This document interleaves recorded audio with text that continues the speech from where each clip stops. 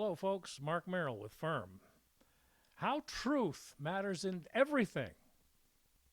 That's what we're going to get into, folks. Get a little bit more basic here as we deal on a regular basis, as everyone tuning in should know by now, that we deal with truth, facts, reality, and common sense. Basically, what we're doing on this episode, folks, is a compilation of stories and issues that include and define our topic on truth matters in life, culture, and I'm afraid we're going to have to delve into it, politics. Now, the Truth Matters segment comes from our friends and our wonderful staff, not our staff, but the staff of PragerU, Dennis Prager, the founder, and this is also from his CEO, Marissa Street. Truth isn't relative. It's objective. Now, before we get into further details about those two and the definitions of what truth really is, folks, the statement reads from Ms. Street as the left makes up its own truth, using cradle-to-grave messaging. The lies about America and Judeo-Christian values are told to Americans on a massive scale.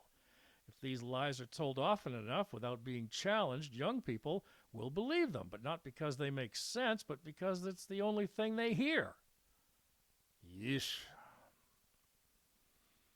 At Prager, she says, we strap a rocket to the truth. It's at the core of everything we do and inspires every piece of edutaining content. Made up, but it makes the point. Inspires every piece of edutaining content that they create for ages 4 to 104. Prager is dedicated to a life guided by biblical values, protecting children's innocence, celebrating America's exceptional history, civic responsibility, rejecting woke culture, and defending free speech.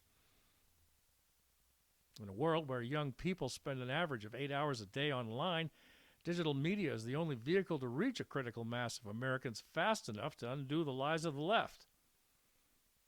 While the damage done to young people has taken decades, our solution must be rapid, folks. Education got us into this mess. Education is the only thing that will get us out.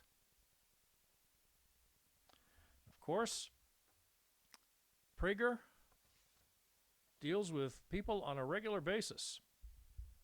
Students mostly, but families as well, young ones, with their 5-minute videos. We'll give you a link to Prager at the end of our program today. Thanks for joining us. We also have the meanings now, talking about, is truth relative or is it objective? Depends on what you're looking at, folks. So here we go. The first one we're looking at is from onwardinthefaith.com. It gives the information as a title, Absolute Truth versus Relative, Two Mortal Enemies.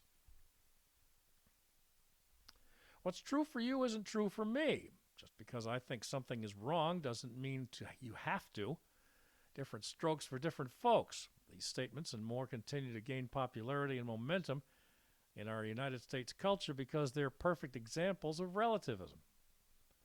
The content, or concept, I should say, of relativism goes back hundreds, perhaps even thousands of years, folks.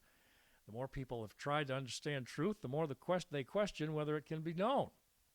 Absolute truth is the belief that there are things that are always true at all times, regardless of things like culture, time period. Relative truth is the complete opposite, believing that things are only true for individuals or at most for large groups of people in a certain setting. In other words, we can't know truth because there's no such thing. There are personal beliefs, but that's true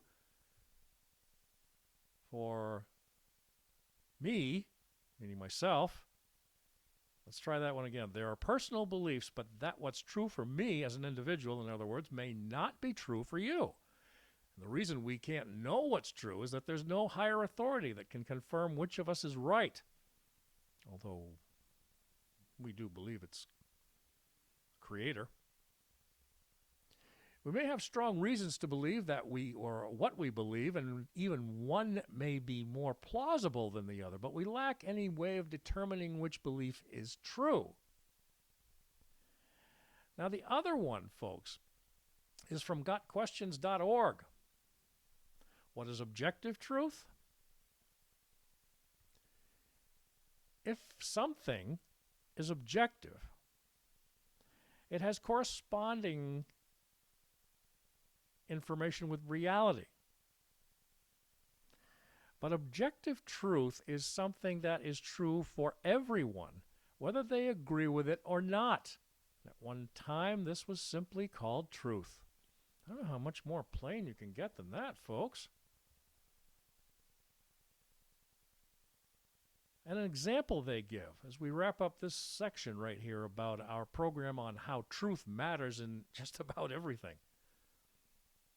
If a person says this Ford Mustang from a certain year is the coolest car ever made, this person is making a subjective statement. It's simply an opinion by this person. There's no way to measure that statement against reality. It cannot be evaluated apart from the opinions of other people. And it's really impossible to say that a subjective statement is true in any meaningful sense. However, in modern parlance, someone might say, it is my truth, which introduces a brand new spin on subjectivism, and at one time my truth would have been more accurately labeled my opinion. In recent years, there's been an attack upon every concept of objective truth. No kidding. Things that were once deemed to be objective have been labeled subjective. For instance, the simple statement, God exists, was in the past recognized as an objective statement. People might agree or disagree, but everyone considered it an objective statement regarding external reality. Most people agreed with the statement, but even atheists who disagreed treated it objectively. The statement was either true or false. An objective statement in this final part of gotquestions.org, folks, the objective statement is factual. It has a definite correspondence to reality.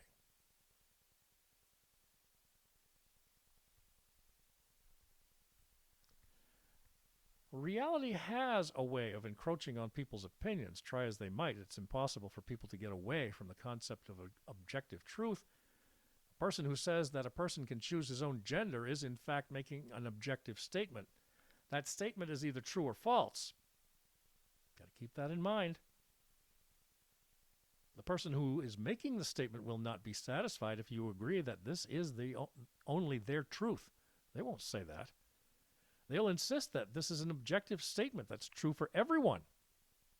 Even the statement objective truth does not exist. It's an objective statement. Those who make it will often try to argue that it corresponds to reality and is therefore objectively true, thus defeating their own argument. Now, moving on here, folks, on how truth matters in just about everything, let's do a couple of little quizzes here, shall we? Of course, we have here the initial truth matters. Well, what about this one right here? What's going on in Augusta, our state capital, all the time? You see before you here Katrina Smith, who was the GOP minority leader in the State House in Augusta. She was at a rally back on March 1st to stand up for women's rights and a press conference regarding saving girls' sports by keeping men out. Is that truth? As a matter of fact, is it relative or is it objective? Also, this was a couple of years ago here, folks.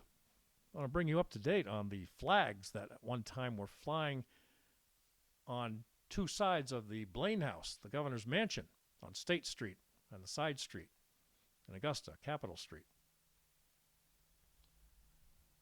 We honor our country's flag, folks, the United States flag, like the one you see behind me. for all time, under one God only. In the middle, it says to represent special rights is not. No special rights have ever been granted for certain particular groups. And we will read you a lot of that information upcoming here in a moment.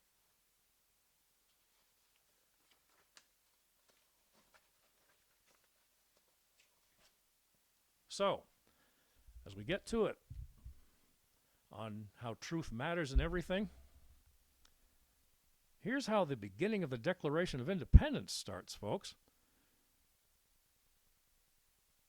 When in the course of human events it becomes necessary for one person to dissolve the political bands which have connected them with another, and to assume among the powers of the earth the separate and equal station to which the laws of nature and nature's God entitle them, a decent respect to the opinions of mankind requires that they should declare the causes which impelled them to the separation.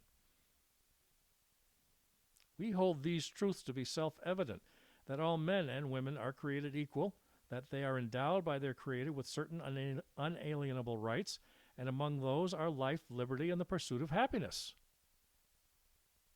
To secure those rights, governments are instituted among men, deriving their just powers from the consent of the governed. Who are the governed? The people. Is that too hard to figure out, people, other people out there?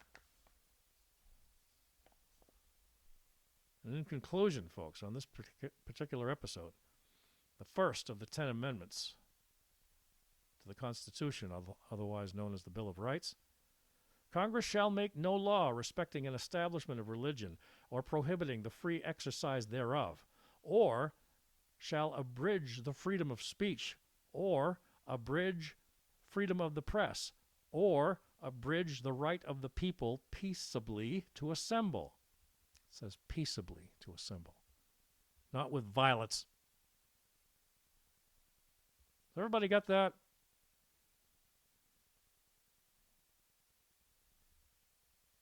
And it's also an establishment granting people to petition the government for redress of grievances. That pretty much covers it, folks.